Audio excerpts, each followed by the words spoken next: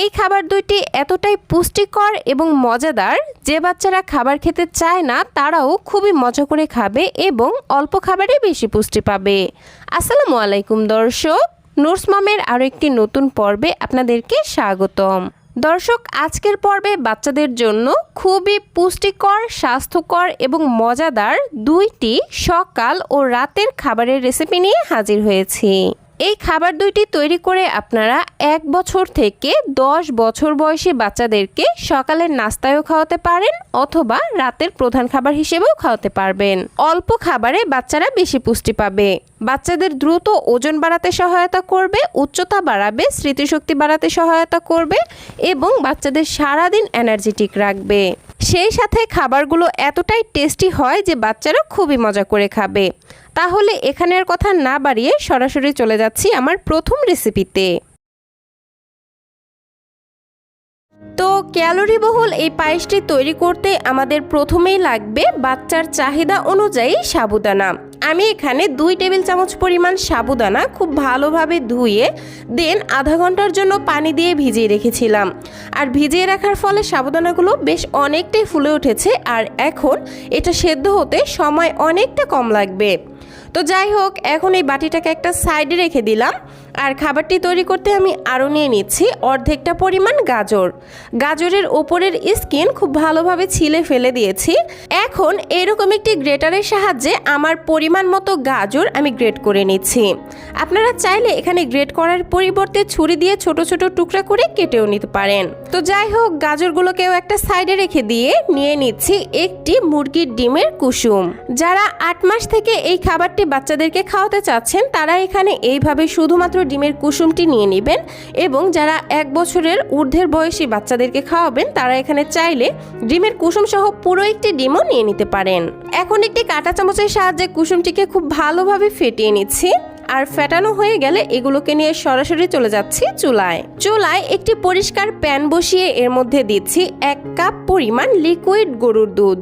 এখানে একটা কথা অবশ্যই মাথায় রাখতে হবে, তা হচ্ছে 1 বছরের কম বয়সী বাচ্চাদের ক্ষেত্রে এখানে গরুর দুধের পরিবর্তে নর্মাল খাবার পানি দিয়ে খাবারটি রান্না করবেন। তো যাই হোক, এখন ভিজিয়ে রাখা সাবুদানাগুলোর পানি ঝরিয়ে এর মধ্যে দিয়ে দিচ্ছি। একই সাথে গ্রেট করে রাখা গাজরগুলোও দিয়ে দিলাম।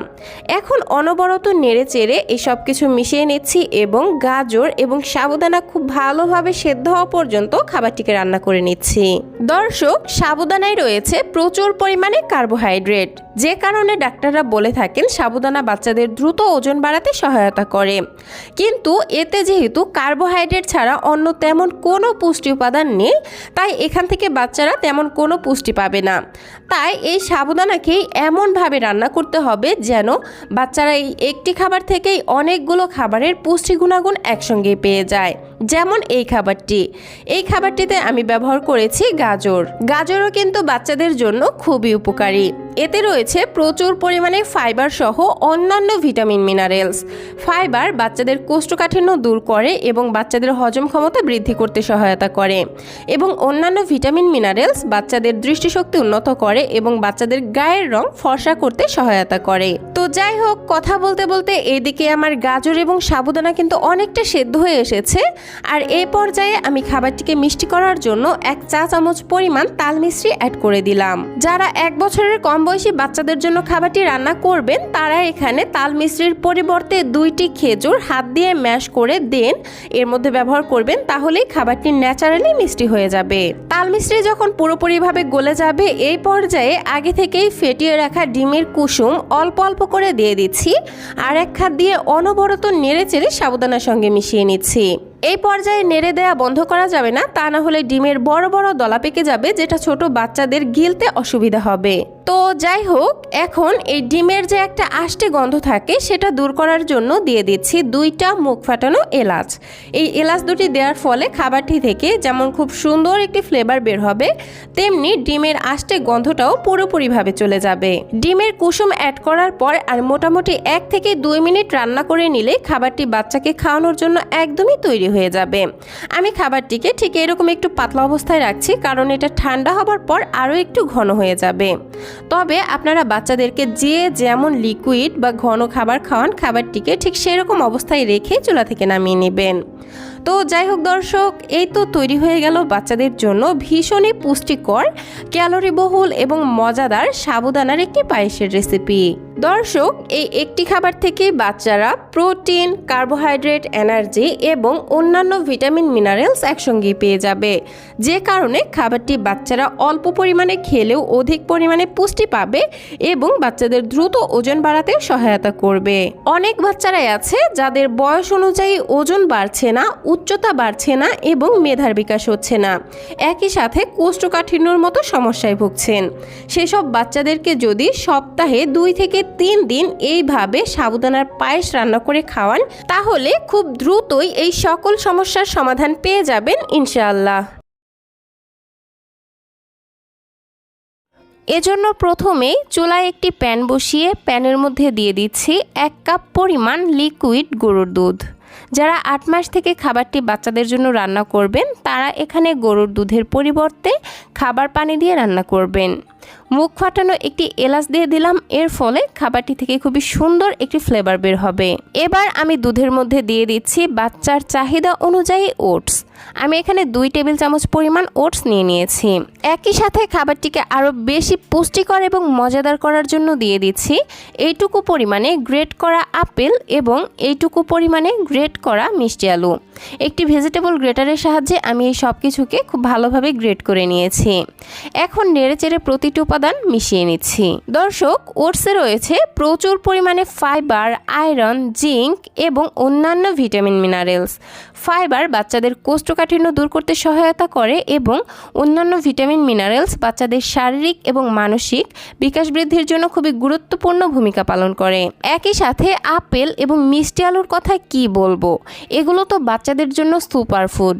আপেল এবং মিষ্টি আলুতে যে এত এত এত এত পুষ্টিগুণ রয়েছে যা বলে শেষ করা যাবে না। বাচ্চার 6 মাস বয়সের পর থেকেই কিন্তু তাদের খাদ্য তালিকায় আপেল এবং মিষ্টি আলুটাকে যুক্ত করতে পারেন। এগুলো বাচ্চাদের দ্রুত ওজন বাড়াতে সহায়তা করে, উচ্চতা বাড়ায় এবং স্মৃতিশক্তি বাড়াতেও সহায়তা করে। পাশাপাশি বাচ্চাদের রোগ প্রতিরোধ ক্ষমতা বাড়ায় এবং বাচ্চাদের স্কিন সুন্দর রাখতে সহায়তা করে। তো যাই হোক, এখন ঘন ঘন নেড়েচেড়ে এই খাবারটিকে রান্না করে নিচ্ছি। এই তো মোটামুটি 4 থেকে 5 মিনিট রান্না করে নিয়েছি। আর দেখতেই পাচ্ছেন আমার এই খাবারটি কিন্তু মোটামুটি ভালোই সেদ্ধ হয়েছে আর দুধটাও শুকিয়ে এরকম ঘনত্বে চলে এসেছে। এখন এই খাবারটিকে আরও বেশি পুষ্টিকর, ক্যালোরিবহুল এবং মজাদার করার জন্য দিয়ে দিচ্ছি 4টি খেজুর। খেজুরগুলিকে খুব ভালোভাবে ধুয়ে নিয়েছি আর মাঝখানের বিচিগুলো ফেলে দিয়েছি। এখন এগুলোকে একটু ছোট ছোট টুকরা করে এই খাবারটির মধ্যে দিয়ে দিচ্ছি। খেজুর দেওয়ার ফলে খাবারটি যেমন মিষ্টি হবে, তেমনি কিন্তু খাবারের পুষ্টিগুণও অনেকাংশে বেড়ে যাবে। তো যাই হোক, সব কিছুকে নেড়েচেড়ে মিশিয়ে নিচ্ছি আর খেজুরটা একটু নরম হওয়া পর্যন্ত অপেক্ষা করছি। বেশ কিছুক্ষণ পর যখন খেজুরগুলো ভালোভাবে নরম হয়ে যাবে, এই পর্যায়ে দিয়ে দিচ্ছি 1/2 চা চামচ পরিমাণ বাটার। আপনারা চাইলে এখানে বাটারের পরিবর্তে ঘিও ব্যবহার করতে পারেন, তবে অবশ্যই যে কোনো একটি গুড ফ্যাট ব্যবহার করার চেষ্টা করবেন, কারণ ঘি বা বাটার বাচ্চাদের দ্রুত ওজন বাড়ায় এবং মেধাশক্তি বাড়াতে সহায়তা করে। এখন আপনি যে চামচটা দিয়ে নাড়বেন, সেই চামচটা দিয়েই খেজুরগুলোকে এইভাবে একটু চাপ দিলেই কিন্তু খাবারটির সঙ্গে খুব ভালোভাবে মিশে যাবে। এই তো দেখতেই পাচ্ছেন আমার সবগুলো খেজুর কিন্তু ম্যাশ করা হয়ে গেছে আর খাবারটিও কিন্তু অলমোস্ট বাচ্চাকে খাওয়ানোর জন্য তৈরি হয়ে গেছে।